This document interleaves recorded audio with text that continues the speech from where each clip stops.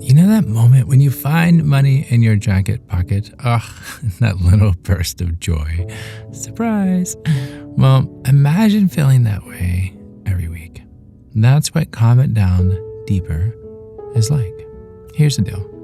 Every episode, ad-free and early. You get them on Sunday instead of on Tuesdays. Plus, exclusive meditations, live Q&As that will make you feel like you've got VIP pass to tranquility. So if this podcast is your cup of tea, think of Calm It Down Deeper as the whole teapot. No, really. Check it out at calmitdownpodcast.com and look for Calm It Down Deeper. There's even a free trial, so if it's not your thing, it's okay. It's no big deal. No sweat. Check it out, calmitdownpodcast.com. Look for Calm It Down Deeper. And now, on to today's episode. Random question.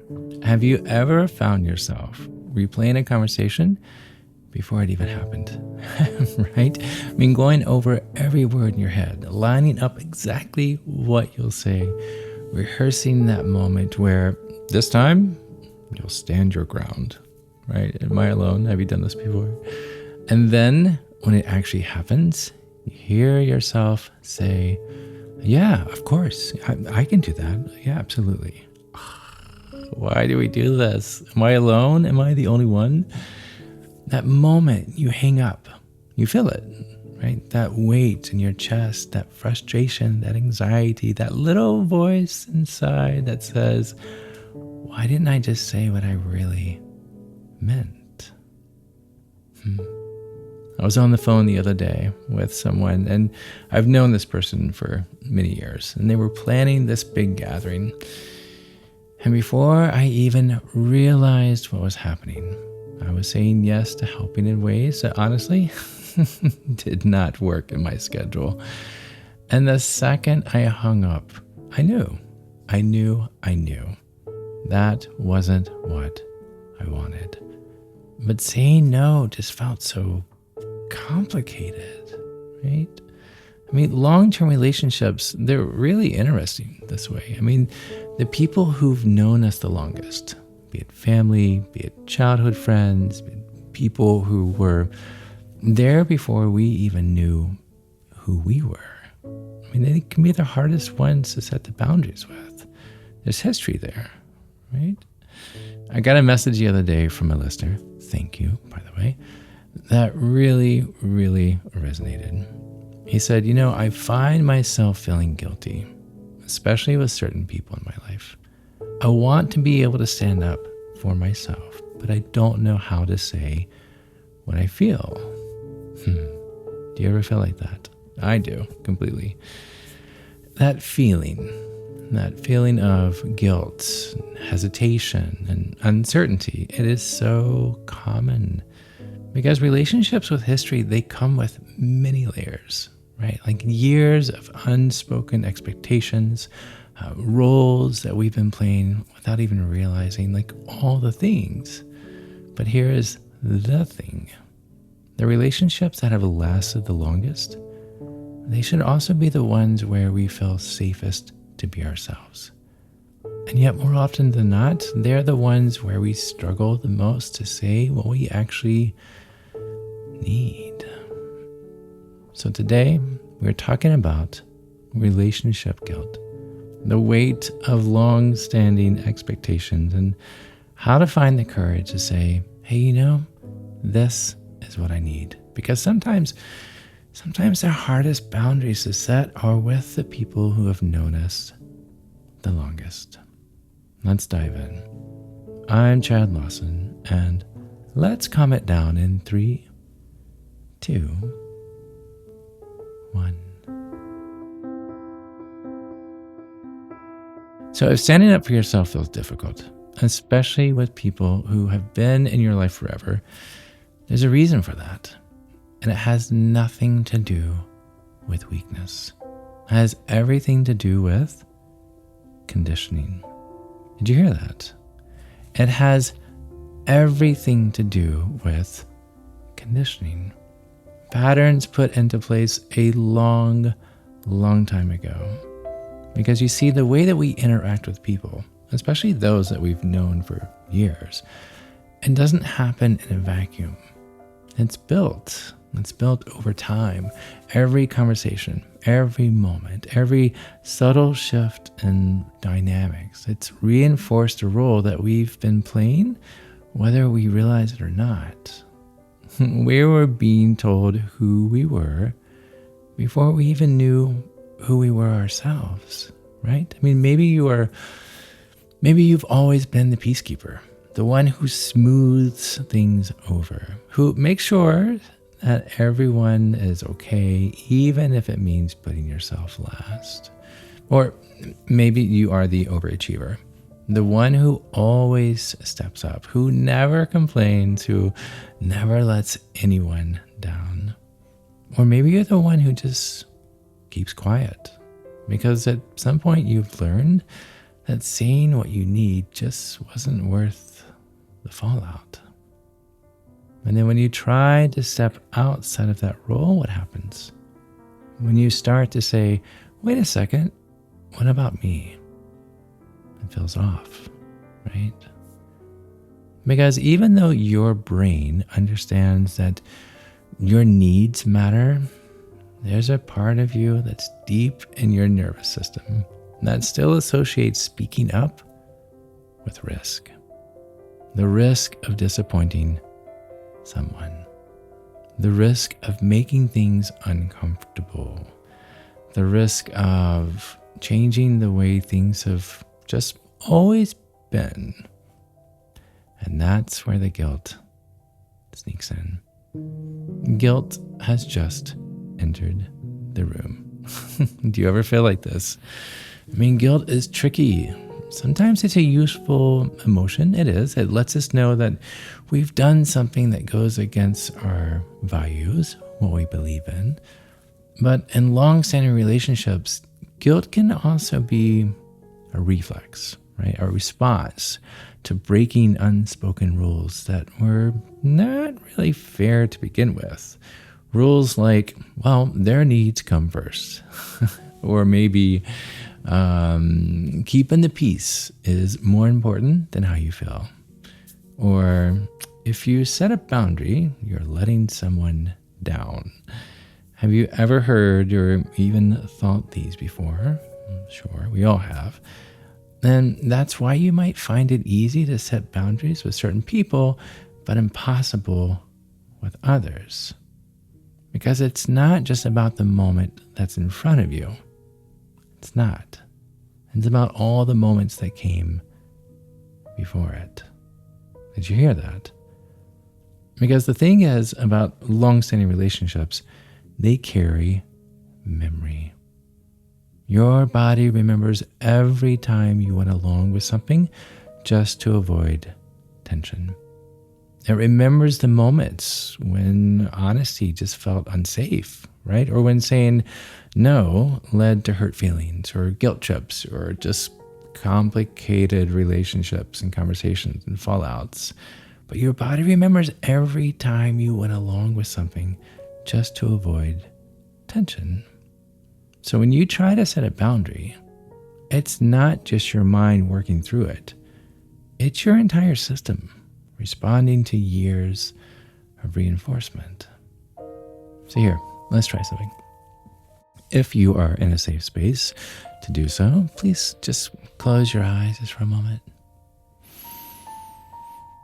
I want you to picture someone in your life who you struggle to be honest with. Maybe it's a parent or a sibling or an old friend or just someone who makes setting boundaries feel impossible. Now, with your eyes still closed, I want you to notice how your body feels. Do your shoulders tense up? Does your stomach tighten? Do you feel this urge to shrink, to make yourself smaller? Because that reaction, it's not random. It's your body recalling every interaction, every unspoken rule, every moment where silence felt safer than truth. Now I want you to take a deep breath in. And as you exhale, I want you to imagine releasing not the truth that you need to say, but the fear that's wrapped around it. Because here's something that we don't often think about. This version of you who learned to people please, to overextend, to silence your needs, that version of you was just trying to survive. But you're not that person anymore. Did you hear that? You are not that person anymore. You are allowed to shift. You're allowed to grow. You're allowed to be honest about what you need. You are. You know what keeps me coming back every week? It's you. It is this community that we have built together. That's why I've created Calm It Down Deeper. It's not about changing what works. It's about creating more moments of connection. Ad-free episodes, early access, guided meditations, and soon morning affirmations.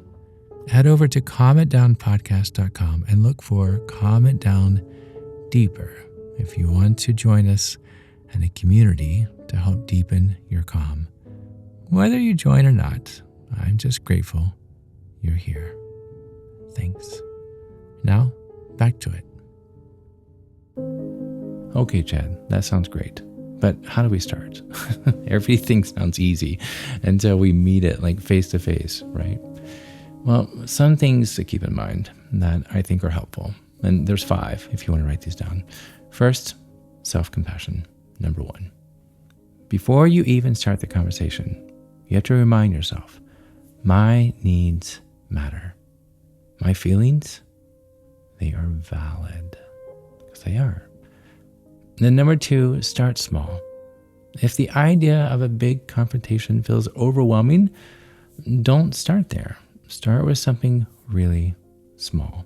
Like how long you stay on a phone call, right? Or what time you agree to meet, right? Or something that is small that builds the confidence in you, that allows you to feel like you have some ownership. And then number 3, use I statements. Instead of saying, you always make me feel guilty, perhaps, I feel overwhelmed when I'm expected to change my plans last minute. I feel overwhelmed when I'm expected to change my plans last minute. This keeps the focus on your experience instead of making the other person defensive. And then number 4, get ready for it. Discomfort. Yep, it's going to happen. The first time you change a long-standing pattern, it's going to feel weird. It is. That doesn't mean that you're doing something wrong. I'll say that again. It doesn't mean you're doing something wrong. It means that the dynamics of the relationship, it's adjusting. And guess what? That is a good thing. It's going to feel weird. It is, but only in the short run. And then finally, boundaries don't mean disconnection. I'm going to say that again. Boundaries don't mean disconnection. You can love someone deeply and still have boundaries with them. Did you know that? You can love someone deeply and still have boundaries with them. You can. In fact, boundaries are like what allow relationships to be real. Not built on resentment or exhaustion or some idea, right? So again, number 1, self-compassion first. Number 2, start small. Number 3, use I statements. Number 4, expect discomfort. And number 5, boundaries don't mean disconnection. So I want you to remember, right? I want you to remember this. Remember that call earlier, the one where I found myself agreeing to something that I didn't actually want to do? I sat there for a while, and then I called them back. Yes, I did. Hey, I've been thinking about our conversation earlier, and I realized I agreed to something that's actually going to be really difficult for me. It's going to be tough. I still want to support the gathering, but these are the ways that I can help. How was that? Was it awkward? Yeah, absolutely. But after, oh my gosh, I felt so much lighter. And that's what I want for you. The relief of knowing that your feelings and your voice matters. So this week, set one small boundary. Just one honest thing. Say one honest thing, because you deserve relationships that make space for all of you. I'm going to say that again. You deserve relationships that make space for you. Thanks. Thanks for listening. Thanks for living.